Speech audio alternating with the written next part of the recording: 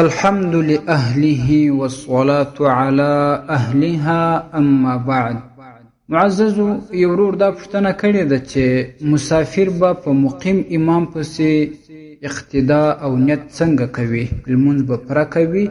الجواب بالله التوفیق. معززو مسافر به په مقیم امام پسې پوره لمونځ کوي او چې کله نیت کوي، که چیرې د 4 رکعاتو نیت کوي په امام پسې، د ماپښین، د مازدیګر او د ماخوستن ده هم صحیح ده.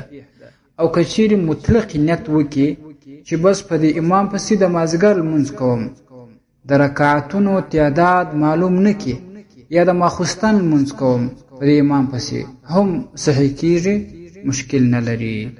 الدر المختار اول جلد 581 صفحه، البحر الرائق دویم جلد 144 صفحه، او الفتاوى التاتار خانیه دویم جلد 22